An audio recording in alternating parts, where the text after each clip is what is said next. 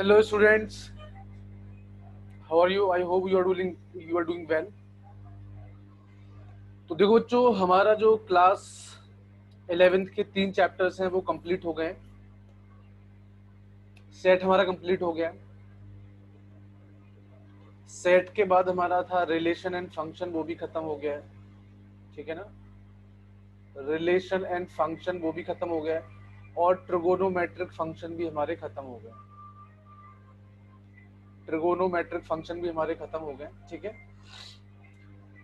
Mathematical induction जो 4th chapter है वो सीबीएसई ने इस साल के लिए सिलेबस से हटा दिया है। तो अब हमारा 5वां चैप्टर है complex numbers and quadratic equations. Complex numbers and quadratic equations.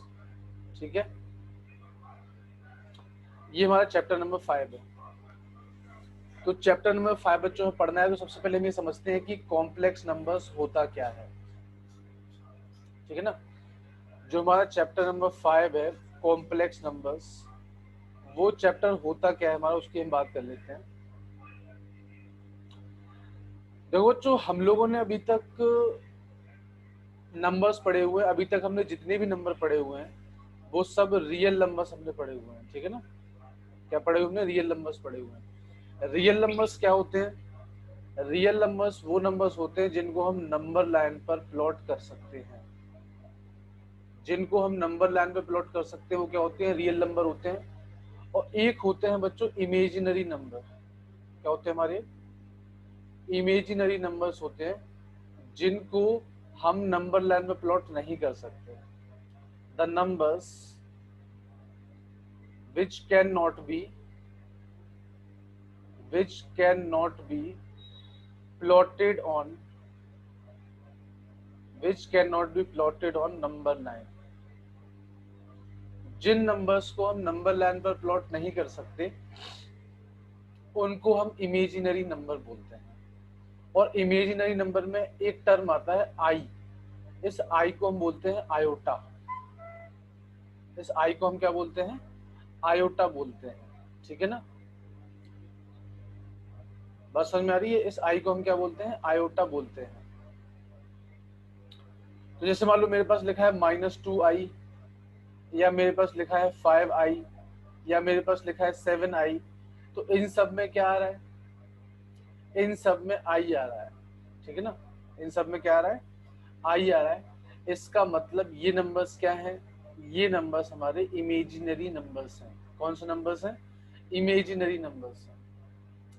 तो जो भी बच्चों हमारे कॉम्प्लेक्स नंबर्स होते हैं, जो भी हमारे कॉम्प्लेक्स नंबर्स होते हैं उसमें ये आयोटा वाला टर्म आता है। सबसे पहले तो कॉम्प्लेक्स नंबर को हम जेड से डिनोट करते हैं, और जेड को हम a प्लस आई बी या फिर x प्लस आई वाई के फॉर्म में लिखते हैं। ठीक है ना, a प्लस आई बी का मतलब क्या होता है?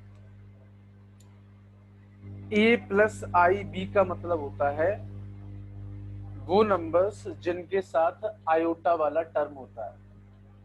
वो नंबर्स जिनके साथ आयोटा वाला टर्म्स होता है उनको हम क्या बोलते हैं? कॉम्प्लेक्स नंबर्स बोलते हैं। ठीक है ना, क्या बोलते हैं उनको? कॉम्प्लेक्स नंबर बोलते हैं। तो इसमें दो पार्ट होते हैं बच्चों। देखो, जिसमें आई नहीं होता है वो हमारा रियल नंबर होता है, और जिसमें आई हमारा होता है वो इमेजिनरी नंबर होता है। तो हम क्या लिखेंगे? Real part of Z. जो रियल पार्ट ऑफ जेड है वो क्या है? ए है। और imaginary part of Z, imaginary part of Z, यानी जेड का इमेजिनरी पार्ट क्या होता है? बी होता है। मतलब जिसके साथ कोई भी वो नहीं होता, आई नहीं होता, जो अकेला होता है वो हमारा रियल पार्ट कहलाता है, और जिसके साथ आई होता है वो इमेजिनरी पार्ट कहलाता है।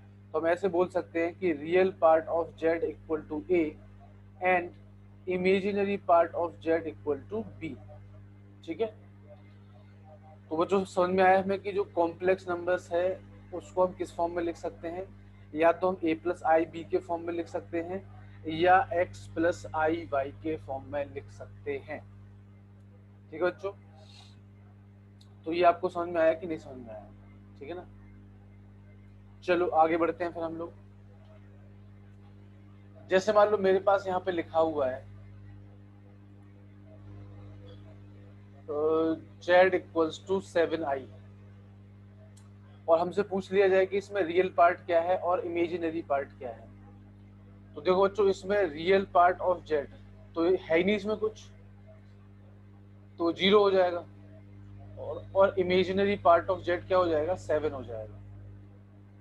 ठीक है ना, रियल पार्ट ऑफ z क्या हो जाएगा हमारा, 0 हो जाएगा, और इमेजिनरी पार्ट ऑफ z क्या हो जाएगा हमारा, 7 हो जाएगा।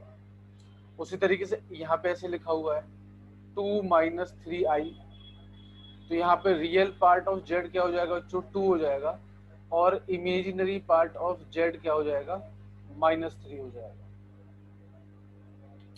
उसी तरीके से अगर मेरे पास z इक्वल्स टू -2 -3i लिखा हुआ है, तो रियल पार्ट ऑफ z बच्चों क्या हो जाएगा, -2 हो जाएगा, और इमेजिनरी पार्ट ऑफ z क्या हो जाएगा, -3 हो जाएगा। तो इस तरीके से बच्चों किसी भी कॉम्प्लेक्स नंबर के बारे में, इस तरीके से हम किसी भी कॉम्प्लेक्स नंबर के बारे में रियल पार्ट ऑफ z और इमेजिनरी पार्ट ऑफ z निकाल सकते हैं। ठीक है, अब उसके बाद बच्चों कुछ टर्म्स होते हैं, जैसे पहला टर्म है हमारा conjugate of z, conjugate of complex numbers. Conjugate of complex number क्या होता है, कॉन्जुगेट ऑफ कॉम्प्लेक्स नंबर का मतलब होता है, इसको हम डिनोट करते हैं z बार से। z के ऊपर हमने एक बार लगा दिया तो ये हो जाता है हमारा कॉन्जुगेट ऑफ कॉम्प्लेक्स नंबर्स। तो अगर मान लो मेरे पास z इक्वल्स टू 7i लिखा हुआ है, तो इसका कॉन्जुगेट क्या होगा, -7i। मतलब आपको क्या करना पड़ता है कि जो i वाला पार्ट है, क्या है, जो i वाला पार्ट है उसका साइन चेंज करना होता है। तो 7i यहाँ पे लिखा हुआ है, तो 7i का कॉन्जुगेट क्या हो जाएगा, -7i। अगर मान लो मेरे पास यहाँ पे लिखा हुआ है -2 -3i, तो इसका कॉन्जुगेट क्या हो जाएगा, -2 + 3i। अगर मेरे पास एक कॉम्प्लेक्स नंबर लिखा हुआ है 4 - 5i, तो इसका कॉन्जुगेट हो जाएगा बच्चों 4 + 5i।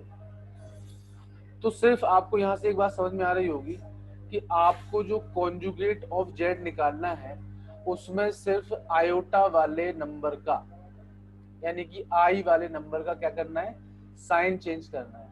अगर आयोटा वाला नंबर प्लस में है तो माइनस कर देंगे कॉन्जुगेट में, और अगर माइनस है तो हम उसे प्लस कर देंगे। So this is called conjugate of complex numbers. ठीक है, उसके बाद है बच्चों हमारा अगला term which is called modulus of complex numbers. क्या होता है, modulus of complex number z, और इसको हम डिनोट करते हैं बच्चों इस तरीके से, मॉड ऑफ z। किससे डिनोट करते हैं, mod of z।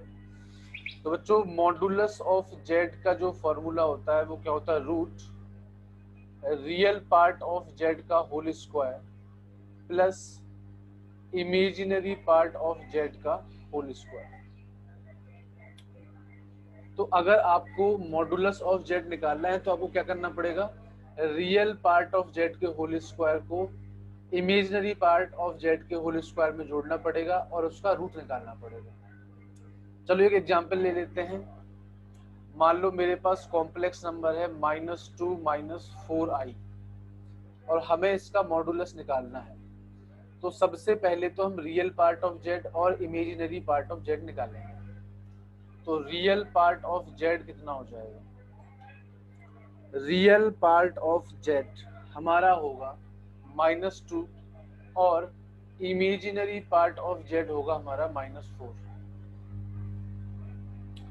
Real part of z हमारा -2 होगा और इमेजिनरी पार्ट ऑफ z होगा हमारा -4। और अगर हमें मॉडुलस निकालना है, मॉडुलस ऑफ z निकालना है, तो मॉडुलस ऑफ z क्या होगा, रियल पार्ट यानी कि -2 का स्क्वायर प्लस इमेजिनरी पार्ट यानी कि -4 का स्क्वायर। तो रियल पार्ट ऑफ जेड -2 हो गया, इमेजिनरी पार्ट हमारा -4 हो गया। तो रियल पार्ट का स्क्वायर प्लस इमेजिनरी पार्ट का स्क्वायर, तो यहाँ से ही बच्चों हो जाएगा 4 + 16। तो इसका मतलब ये हो गया √20। तो इसका मतलब बच्चों में से 4 × 5 लिख सकता हूँ। इसका मतलब हमारा इसका आंसर आ जाएगा 2√5। क्या आंसर आ जाएगा हमारा? 2√5। ये हमारा क्या हो जाएगा? आंसर हो जाएगा किसका? मॉडुलस ऑफ कॉम्प्लेक्स नंबर्स का। दूसरा एग्जाम्पल और ले लेते हैं बच्चों हम। अगर मान लो दूसरा एग्जाम्पल लें हम, और अगर हमें मॉडुलस निकालना है, चलो मान लो यहाँ पे कॉम्प्लेक्स नंबर जेड ले लिया मैंने, -3 + 4i, और हमसे बोल दिया गया find conjugate and modulus of Z. मतलब इस कॉम्प्लेक्स नंबर का हमें कॉन्जुगेट निकालना है और मॉडुलस निकालना है। तो सबसे पहले तो बच्चों कॉन्जुगेट क्या हो जाएगा? कॉन्जुगेट में मैंने आपको बताया था कि जो आयोटा वाला साइन है, मतलब इमेजिनरी पार्ट वाला साइन है, उसको चेंज करना होता है। तो ये हो जाएगा -3 - 4i, ठीक है ना। तो कॉन्जुगेट ऑफ जेड क्या हो जाएगा? -3 - 4i। और मॉडुलस ऑफ जेड अगर हमें निकालना है, तो सबसे पहले तो यहाँ पे रियल पार्ट ऑफ जेड कितना हो जाएगा बच्चों? -3 हो जाएगा। और इमेजिनरी पार्ट ऑफ जेड क्या हो जाएगा हमारा बच्चों? 4 हो जाएगा, ठीक है ना। रियल पार्ट ऑफ जेड -3 हो जाएगा और इमेजिनरी पार्ट ऑफ जेड क्या हो जाएगा? 4 हो जाएगा हमारा। तो मॉडुलस ऑफ जेड क्या हो जाएगा? रियल पार्ट का स्क्वायर यानी -3 का स्क्वायर और इमेजिनरी पार्ट का स्क्वायर यानी 4 का स्क्वायर। तो बच्चों ये हो जाएगा 9 + 16, यानी कि हो जाएगा √25। और √25 बच्चों क्या होता है हमारा? 5 होता है। तो इसका मतलब है कि इस तरीके से कॉन्जुगेट ऑफ जेड और मॉडुलस ऑफ जेड हम लोग निकालेंगे, ठीक है ना। क्या निकालेंगे हम इस तरीके से? मॉडुलस ऑफ जेड और कॉन्जुगेट ऑफ जेड हम निकालेंगे, ठीक है। चलो, उसके बाद बच्चों कुछ वैल्यूज होती हैं जो हमें याद रखनी पड़ेंगी। उसके बाद कुछ वैल्यूज हैं जो हमें याद रखनी पड़ेंगी, और इसके बाद हम बात करते हैं। जैसे मान लो अकॉर्डिंग टू मैथमेटिक्स जो आयोटा होता है उसकी वैल्यू √-1 होती है। आयोटा की वैल्यू क्या होती है? √-1 होती है। तो अगर हम इन दोनों तरफ बच्चों स्क्वायर कर दें, अगर हम दोनों तरफ स्क्वायर कर दें तो i² की वैल्यू -1 हो जाएगी। i की वैल्यू क्या हो जाएगी? √-1। तो i² की वैल्यू क्या हो जाएगी? -1 हो जाएगी। अब अगर बच्चों हमें i³ की वैल्यू निकालनी है, किसकी वैल्यू निकालनी है? i³ की। तो इस i³ को मैं क्या लिख सकता हूँ? i² × i। और अभी आपने देखा कि i² की वैल्यू कितनी है? -1। तो -1 × i, तो कितना हो जाएगा? -i। इसका मतलब i³ की जो वैल्यू होती है बच्चों वो होती है -i। उसी तरीके से अगर मैं i⁴ की वैल्यू निकालना चाहूँ तो इसे मैं लिख सकता हूँ i² × i², यानी -1 × -1, तो ये +1 हो जाएगा, क्योंकि i² की वैल्यू -1 होती है, हम देख चुके हैं। तो -1 × -1 +1 हो जाएगा।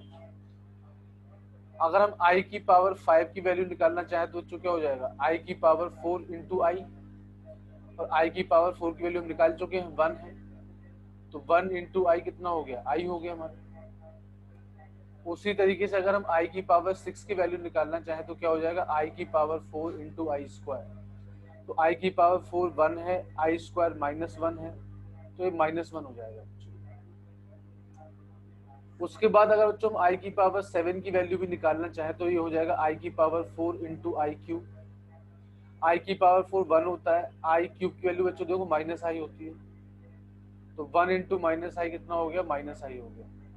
और उसी तरीके से बच्चों फाइनल अगर मैं i⁵ की वैल्यू निकालना चाहूँ तो ये i⁵ 4 × i⁵ यानी 1 × 1 यानी कि ये 1 हो जाएगा।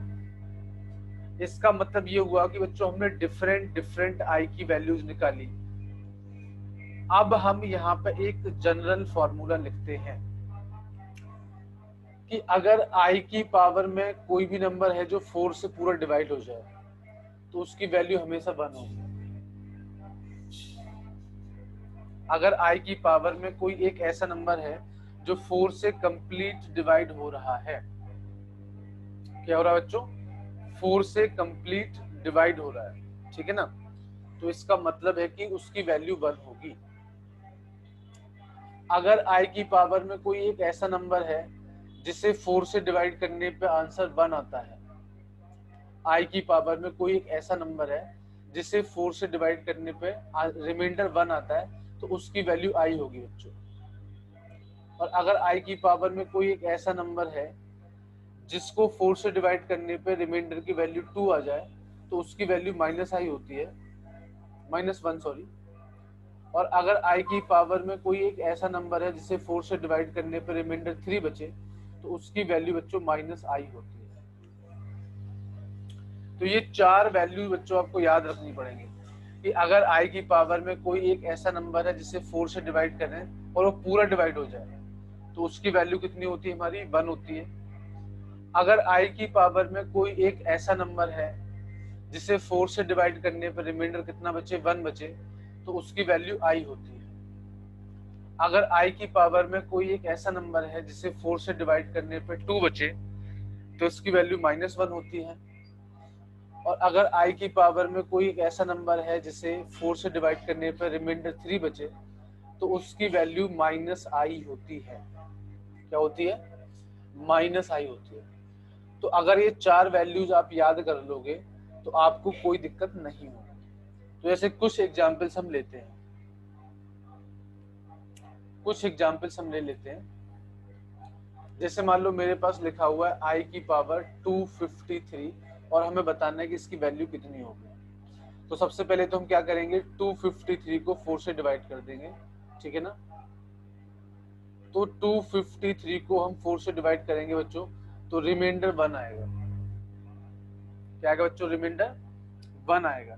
इसका मतलब आई की पावर में एक ऐसा नंबर है जिसे 4 से डिवाइड करने पर रिमाइंडर क्या बच रहा है? 1 बच रहा है। तो इसका मतलब है कि रिमाइंडर 1 यानी कि आई की पावर 4n+1, तो इसकी वैल्यू कितनी हो जाती है? आई हो जाती है। तो उसी तरीके से इसकी वैल्यू भी कितनी हो जाएगी? आई हो जाएगी। अगर मान लो यहाँ पे आई की पावर में 26 लिखा हुआ है, इसकी वैल्यू हमें बतानी है। तो 26 को अगर मैं 4 से डिवाइड करूंगा तो बच्चों रिमाइंडर की वैल्यू 2 आएगी, ठीक है ना? रिमाइंडर की वैल्यू कितनी आएगी? 2 आएगी। करके भी आप देख सकते हो, 26 को अगर आप 4 से डिवाइड करोगे तो रिमाइंडर की वैल्यू कितनी आ जाएगी? 2 आ जाएगी। और जब भी रिमाइंडर की वैल्यू 2 आती है तो मैंने अभी बताया था अभी आप लोगों को, तो उसकी वैल्यू कितनी होती है? -1 होती है। इसका मतलब इसकी वैल्यू कितनी हो जाएगी? -1 हो जाएगी। उसी तरीके से आई की पावर में अगर 543 लिखा हुआ है और हमें इसकी वैल्यू बतानी है, तो हम 4 से 543 को डिवाइड करेंगे, ठीक है? 12, 2 बचा और 20, यानी कि बच्चों रिमाइंडर 3 बचा हमारा। और अगर रिमाइंडर 3 बचा तो इसकी वैल्यू कितनी होगी? -i होगी। कितनी होगी? -i होगी। और अगर i की पावर में 264 लिखा हुआ है, इसकी वैल्यू हमें बतानी है, तो 4 से हम 264 को डिवाइड कर देंगे, तो 4 6 जा 24, 2 बचा और 4 6 जा 24, यानी कि पूरा पूरा डिवाइड हो गया। तो इसका मतलब है कि i की पावर में एक ऐसा नंबर है जिसे अगर हम 4 से डिवाइड कर दें तो पूरा डिवाइड हो रहा है। इसका मतलब इसकी वैल्यू +1 होगी, ठीक है बच्चों? तो ये इस तरीके से हमें क्या करना पड़ता है? वैल्यूज निकालनी पड़ती हैं। क्या करना पड़ता है हमें? इस तरीके से वैल्यूज निकालनी पड़ती हैं कि हम किस तरीके से आई की पावर में अगर कुछ हमें दिया हुआ है तो वो वैल्यूज हम कैसे निकालेंगे। ये मेन चीज है बच्चों हमारे लिए, ठीक है ना? ये हमारे लिए मेन चीज है। चलो एक क्वेश्चन और कर लेते हैं हम। अगर मान लो हमारे पास ऐसा लिखा हुआ है 1 अपॉन आई की पावर 25, ठीक है ना। इसकी वैल्यू हमें निकालनी है तो कितनी होगी। तो सबसे पहले तो बच्चों हम आई की पावर 25 की वैल्यू निकालेंगे, और आप देख सकते हो बच्चों की जो 25 है इसको हम 4 से डिवाइड करना पड़ेगा, और अगर हम 4 से डिवाइड करेंगे तो रिमाइंडर कितना बचेगा, 1 बचेगा। तो अगर रिमाइंडर 1 बच रहा है इसका मतलब इसकी वैल्यू कितनी होगी, आई होगी। तो इसका मतलब क्या हो जाएगा, ये 1 अपॉन आई हो जाएगा। क्या हो जाएगा, ये 1 अपॉन आई हो जाएगा। और अगर ये 1 अपॉन आई हो जाएगा, इसका मतलब क्या हुआ कि अभी आंसर तो ये नहीं हुआ, क्योंकि देखो बच्चों डिनोमिनेटर में हम आयोटा को एक्सेप्ट नहीं करते हैं, हमें इस डिनोमिनेटर से आयोटा को हटाना पड़ता है। तो हम क्या करेंगे, रेशनलाइज कर देंगे, मतलब ऊपर आई का मल्टीप्लाई और नीचे आई का मल्टीप्लाई। तो आई का 1 से मल्टीप्लाई करेंगे तो आई आ जाएगा, और आई का मल्टीप्लाई करेंगे तो आई स्क्वायर आ जाएगा। इसका मतलब ये हो गया आई अपॉन आई स्क्वायर की वैल्यू -1, तो ये माइनस आई हो जाएगा। इसका मतलब 1 अपॉन आई की पावर 25 की वैल्यू माइनस आई हो जाएगी। क्या हो जाएगी, माइनस आई हो जाएगी। ठीक है, तो बच्चों इस तरीके से हमें क्या करना है, इन क्वेश्चंस को सॉल्व करना है। तो बच्चों देखो ये था हमारा basic introduction about complex numbers. इसके आगे बच्चों हम अगले उसमें करेंगे। ठीक है बच्चों, thank you very much for watching.